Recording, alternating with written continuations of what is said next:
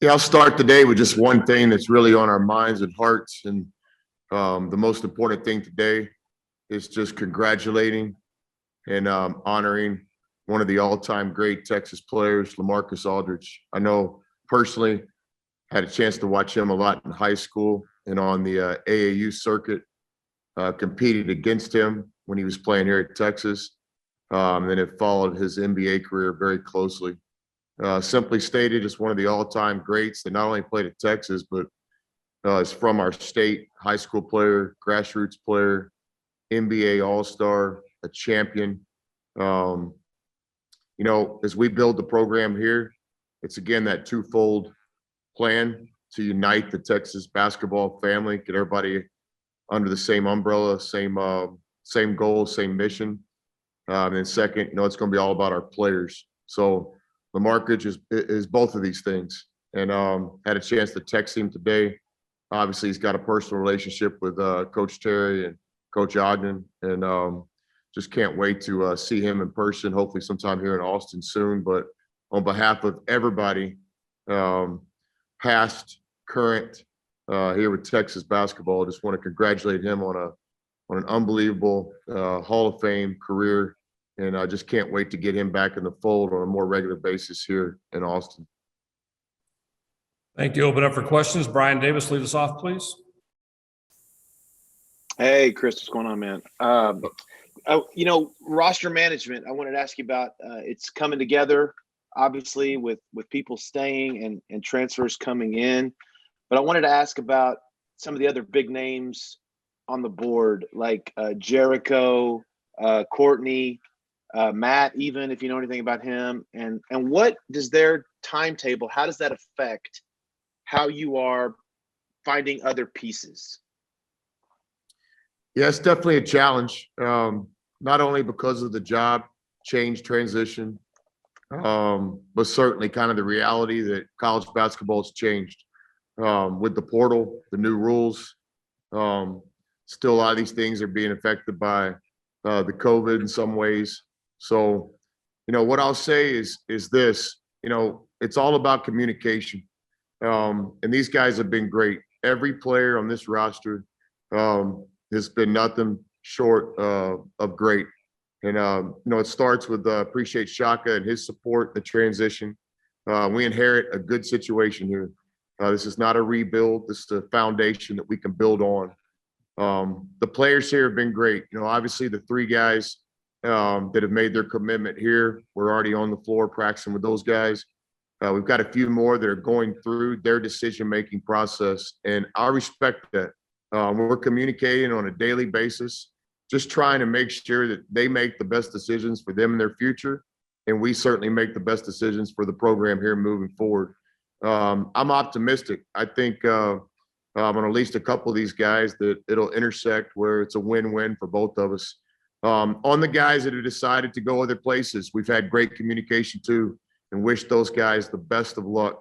Two guys going to UNLV, playing for a great coach there. And, I know HEPA made a decision to, get in that portal and look at some other options. So all those guys, we're trying to assist and help, whether they're with us, whether they're still in the decision-making process, or whether they've decided to leave Texas. They've got nothing but respect from us. And again, the communication has been great. Those guys have been great for us. Dustin McComas, please. Chris, I know so much of right now is the roster management type stuff, but I'm sure your head's spinning those wheels about the X's and O's and the strategy of this future team. Defensively, do you guys anticipate running some of the similar stuff that you guys did at Texas Tech? Maybe things will look a little bit differently.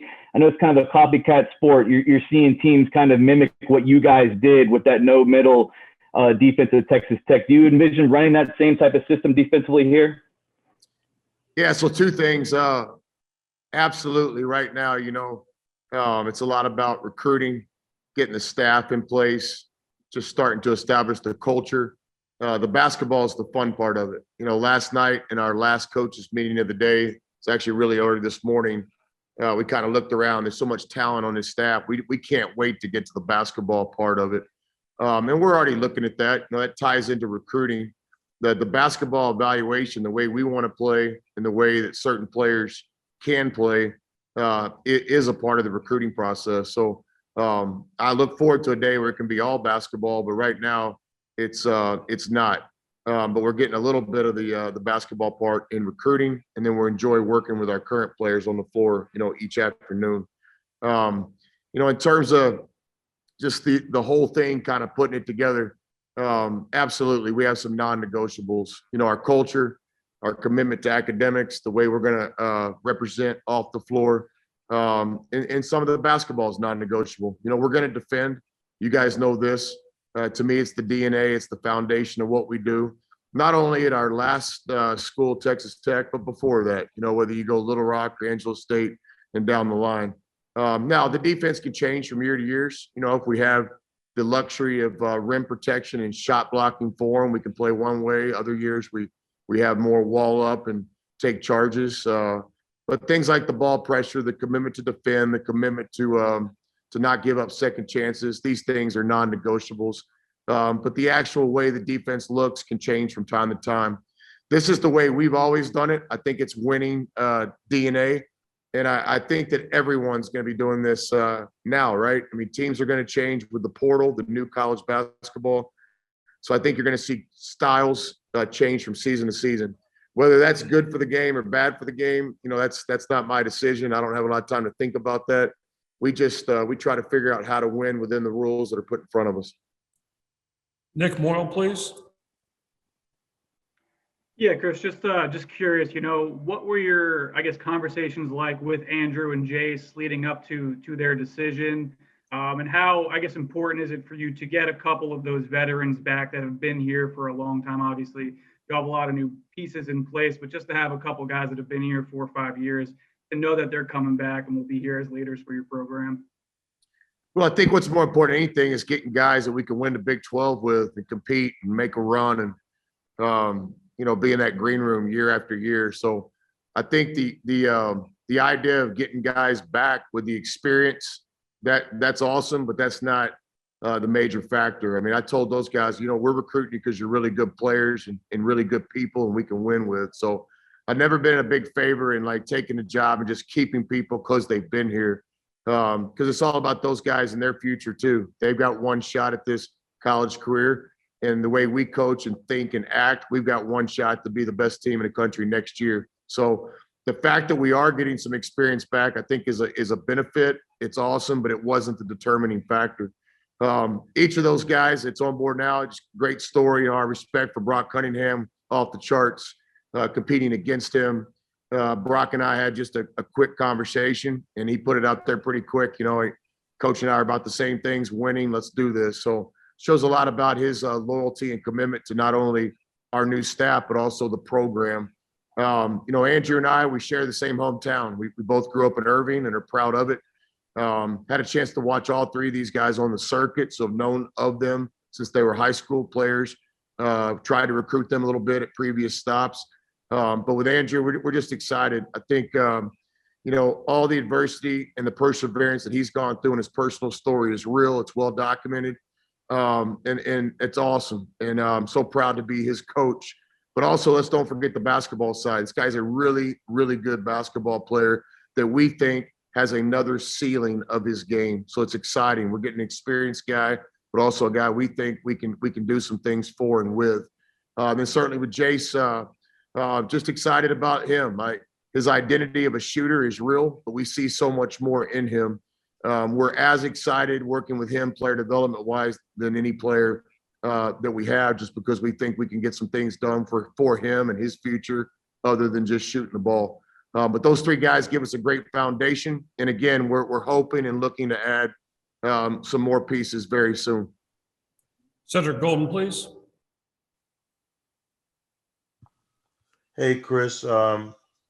Tamar Bates and David Joplin are a couple of name signees that are requested to be released. Are you in contact with them, and will you grant them those releases? Yeah, we were in contact with them. I want to say immediately, but just because of the job change, it's hard to do things in that first hour or second hour. But it was a priority right when we got here. We communicated the best we could. All four of those guys, I think it was four, that signed early with Shaka are great people. Again, the communication and respect was just off the charts. Enjoyed talking to each of them that I had a chance to talk to personally, and then a couple of our coaches talked to a couple of the others.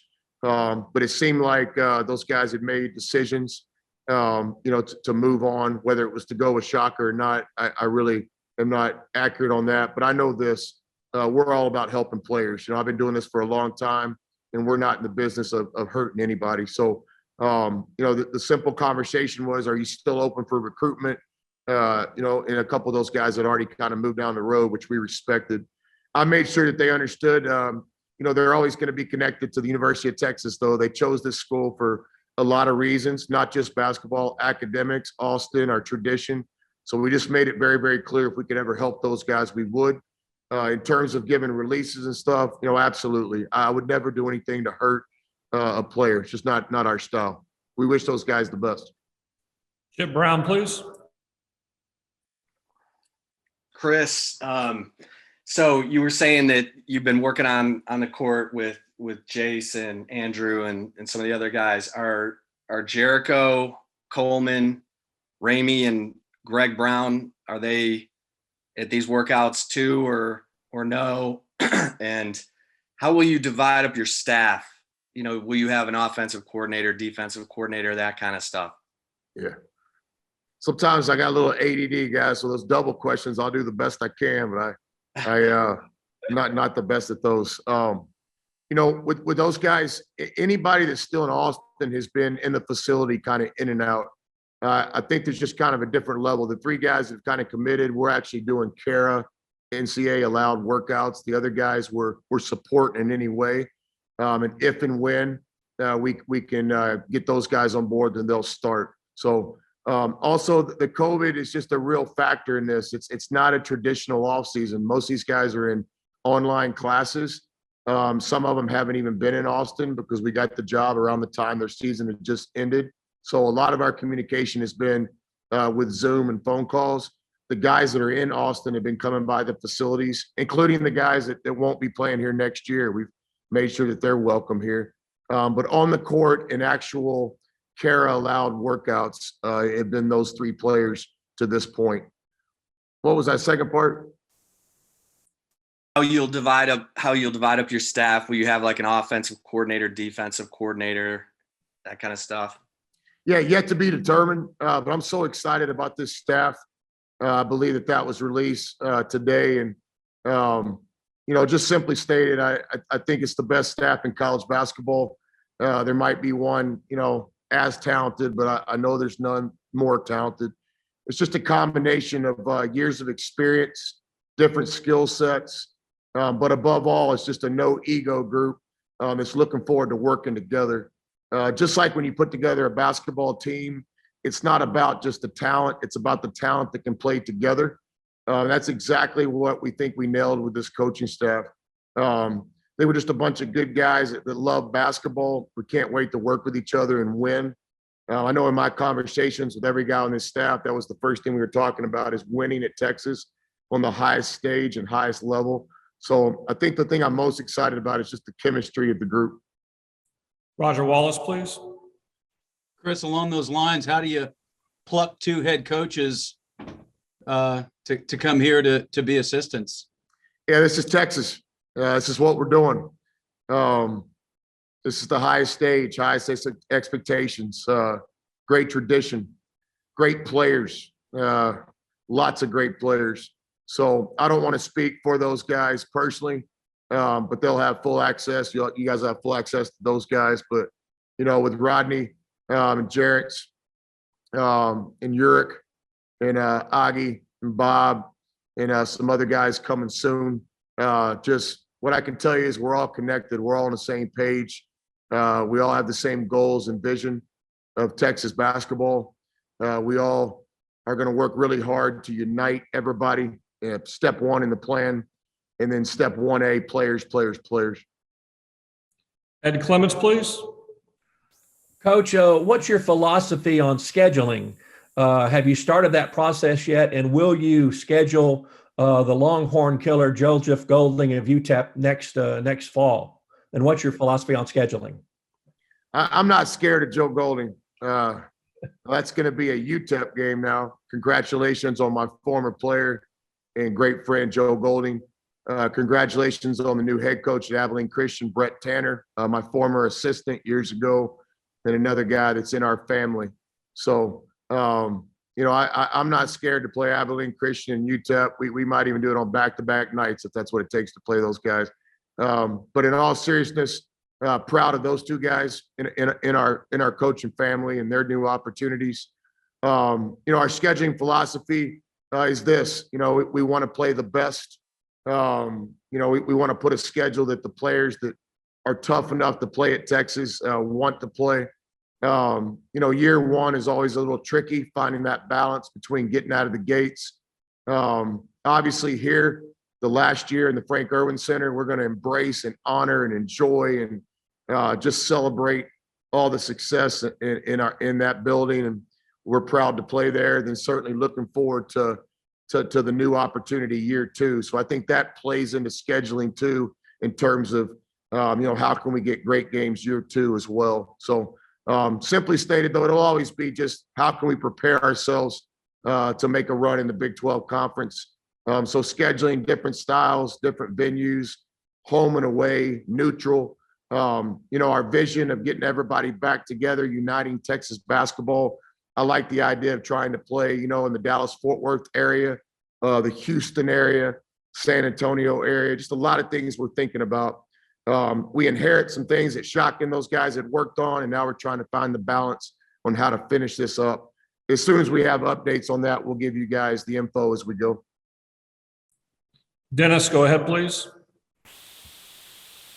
Coach, you talk about uniting Texas basketball. How much does hiring a Rodney Terry, Chris Ogden help you bridge back to just a lot of quality years here? And how important is it for you to bring the alums back to this program? No, it helps a lot. It's invaluable. But very similar to what we were talking about earlier with the players. We're not excited to be coaching Brock because he was at Texas in the past. But number 1A is he's a really, really good player that can contribute to championships here. The fact that he has been here is special, right? So same thing with RT and Augie. If these guys had never been to Austin before, they're still the kind of guys that I want to coach with and work with because they're elite at what they do. Their past association and experiences here with Texas is just icing on the cake. It's just special. But all of our abilities to touch former players, former coaches, former staff members in a quick and efficient way and get everybody back, is obviously one of our goals. I mean, it's important. It's right there. We had Albert Burdett at practice the other day, just goosebumps thinking about that. Reached out to LA today, on the retirement news and, having TJ the other day at the press conference. If I can just go down the list, exchange messages with so many great players in the last week or so from the different eras of Texas basketball. So all of our coaches are going to work really hard on this. It's a priority every day, but certainly with Augie and RT's experience in here, it's just special. And every time I talk, I just want to make sure that everybody knows, like a former player, former manager, former coach, we want you back. We need you back. It's an open door policy. We look forward to getting everybody back this summer, having an event, having reunions. I mean, this is important. This isn't fluff. We're doing this. It's a priority. I have time for two last ones here. Matt from the Daily Texan, go ahead, please. Hey, Chris, in terms of generating like a better home court advantage, you specifically mentioned getting more student support. I'm just curious if you and CDC have given any thought at all to how y'all might want to go about getting that done. Matt, Daily Texan, man, congratulations. That's how I ate in college. You guys still run like the coupons in the back? You won't be able to find any right now because of COVID, but. Hey, the other thing you might check on is I'm getting my hair cut the other day at the Goodall Wooten, and I think you had a photographer in there, and I don't think she knew that we were coaching here, which is kind of refreshing. I like to just have conversations, and she just asked me my name, and I said Chris, and then she took my picture getting my hair cut and said it might make the paper. So I don't know if that has yet or not, but if it does, can I get a copy? Sure. And then what was your question? The ADD kicked in a little bit again. Just about generating more student support. I'm just curious if you've given any thought about how you might want to get that done. Yeah, I think about that all the time, every single day, multiple times. It's a big part of our plan here. We've executed this plan many times, not just at Texas Tech, but many other great schools before Tech. You know, we're going to get to the point around here where we're selling out games. And I understand the history, and I understand everybody kind of has a different opinion, but it's going to happen. And you can put my name next to it. Really confident of the team we're going to put together, really confident of our fan base, and really confident of the relationship I'm looking forward to having with the student body. I've been around campus a lot lately, West Campus, moving around, talking, exercising, you know, eating from time to time. And the students have been great. And I just can't wait to develop that relationship. How we're going to do it, we're going to work at it. You know, relationships take work. Relationships are based on trust. But there's no group more important to me than the students. And I'll back that up with my actions here sooner than later. But we're looking forward to getting started with all sorts of things. We want Texas basketball to be a part of the experience when you go to school at the University of Texas. Just like football is and should be, we want basketball to be a part of the experience as well. And we're going to work at it. And it's going to be a priority. It's not something that I delegate. I take that bull on right by the horns, and that's important to me. It's fun to me, and it's how we win. We got to get a home court advantage, and to do that, in my opinion, it always starts with your season ticket holders and your student body. One last one, Westcott. Can you make it a quickie, please? Yeah, Chris, I was just wondering what you've seen from Jalen Tyson that made you want him to bring you to Texas, and how he's grown as a playmaker for his teammates this year. Yeah, Jalen's a special talent. In my opinion, one of the best players in the whole class. Those are things that everybody can see. Length and athleticism, the ability to score at all levels, really competitive and wants to play defense. Then you start getting the intangibles. Big time family, mom and dad, special people. This kid's been just kind of raised to be at this stage. He's talented and tough enough, focused enough, and committed enough to play at Texas. He's been coached not only in the summertime with his individual trainers and with his high school coaching. He's had demands placed on him, and so we love to get guys that have been coached. He's also has a humility and an unselfishness about him that's rare. He's a team guy. He talks a lot about winning more than he talks about individual stuff, but don't get it twisted. He's also a guy that's very, very focused on individual goals, which I love.